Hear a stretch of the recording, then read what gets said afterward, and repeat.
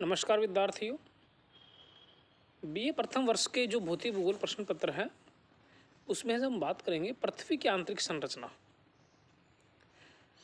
जो पृथ्वी का भूगर्भ है वो कैसा है, पृथ्वी की आंतरिक संरचना कैसी है, कौन सा उसमें मटेरियल पाया जाता है, तो यह चीज़ हमारे प्रत्यक्ष पर्यवेक्षण से परे है।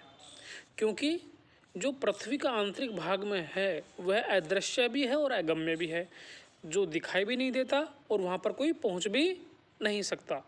जो मनुष्य खनन कार्य करता है वेधन क्रिया के द्वारा भी पृथ्वी के कुछ धरातल में कुछ मीटर या किलोमीटर तक ही आपको देखा गया है या पता चला है। इससे नीचे का जो भाग है वो अदृश्य है। तो देखिए पृथ्वी की आंतरिक संरचना, पृथ्वी का आंतरिक भाग अदृश्य और अगम्य है। मनुष्य ने खनन और वेधन क्रियाओं के द्वारा इसके कुछ ही किलोमीटर तक के आंतरिक भाग को प्रत्यक्ष रूप से देखा है। गहराई के साथ साथ तापमान में तेजी से वृद्धि के कारण अधिक गहराई तक खनन और वेधन कार्य करना संभव नहीं है, क्योंकि भूगर्भ में इतना अधिक तापमान है कि वह वेधन में प्रयोग किए जाने वाले किसी भी प्रकार के यंत्र को पिघला सकता है। अतः जो हमारी पृथ्वी का आंतरिक भाग है उसको हम प्रत्यक्ष रूप से नहीं देख सकते।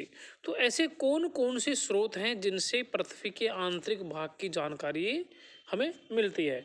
तो भूगर्भ की संरचना की जानकारी के साधन कौन कौन से ऐसे स्रोत हैं जिनसे पृथ्वी के भूगर्भ की जानकारी हमें मिलती है, उनकी हम बात करेंगे। तो देखिए पृथ्वी की जो आंतरिक भाग की संरचना की जानकारी देते हैं, आंतरिक संरचना की जानकारी दे रहे हैं, जो पृथ्वी के भूगर्भ है उसकी जानकारी देने वाले स्रोतों को तीन भागों में हम रखते हैं। पहले भाग में है अप्राकृतिक स्रोत, दूसरा भाग में रखते हैं प्राकृतिक स्रोत और तीसरे भाग में रखते हैं हम उल्कापात, उल्कापिंड या उल्कापात। तो जो अप्राकृतिक स्रोत कौन कौन से हैं और प्राकृतिक स्रोत कौन कौन से हैं उनकी हम बात करेंगे। तो जो अप्राकृतिक स्रोत हैं उनमें आपके हैं तापमान, टेम्परेचर, दबाव, प्रेशर और घनत्व, डेंसिटी। इसके अलावा जो प्राकृतिक साधन है, प्राकृतिक स्रोत है, उसमें आपके ज्वालामुखी उद्गार और भूकंप विज्ञान, और जो तीसरा है उल्कापात। तो जो पृथ्वी की संरचना की जानकारी देने वाले जो अप्राकृतिक स्रोत है उसमें हम सबसे पहले बात करते हैं तापमान की। तो भूगर्भ सर्वेक्षणों से यह बात प्रमाणित होती है कि सामान्यतः पृथ्वी की सतह से केंद्र की ओर जाने पर, पृथ्वी के सरफेस से नीचे केंद्र की ओर जाने पर आपके तापमान में वृद्धि होती है। और जो तापमान में वृद्धि है वो 32 मीटर नीचे जाने पर, गहराई में नीचे जाएंगे, 32 मीटर नीचे गहराई में जाएंगे तो 1 डिग्री सेल्सियस तापमान बढ़ जाएगा। तापमान की इस वृद्धि दर के अनुमान से भूगर्भ में सभी पदार्थ पिघली हुई अवस्था में होने चाहिए, परंतु ऐसा नहीं होता है, क्योंकि अधिक गहराई के साथ साथ बढ़ते दबाव के कारण चट्टानों के पिघलने का जो तापमान है, तापमान बिंदु उतना ही ऊंचा हो जाता है एवं धरातल के नीचे तापमान के बढ़ने की दर पृथ्वी के केंद्र की ओर घटती जाती है। देखो हम सरफेस से नीचे जाते हैं तो 32 मीटर नीचे जाने पर 1 डिग्री सेल्सियस तापमान बढ़ जाता है। अगर ऐसा ही है तो नीचे भूगर्भ में जाने पर तो ये जो चट्टानें हैं सब पिघल जानी चाहिए, लेकिन जो ये दर है इसमें परिवर्तन हो जाता है। ये ऊपर वाली दर है, यानी जैसे जैसे नीचे जाएंगे इस दर में क्या हो जाएगा, परिवर्तन होता जाएगा।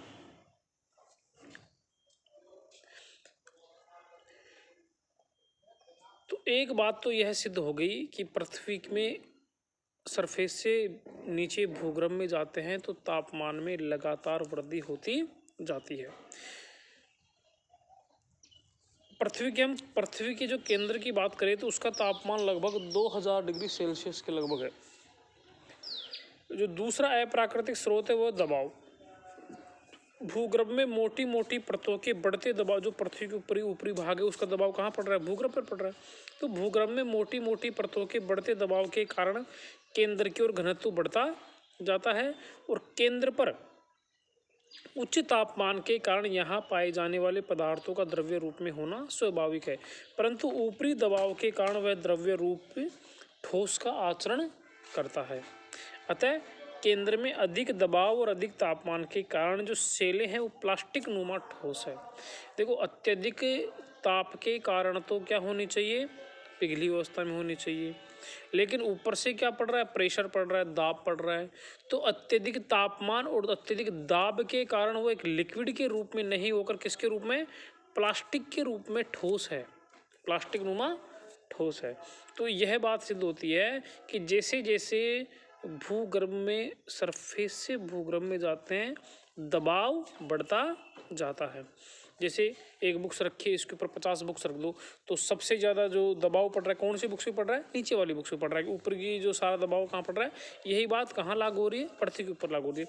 जो ऊपर की सरफेस है उस पर कम दबाव है और नीचे जाएंगे दबाव बढ़ता जाएगा।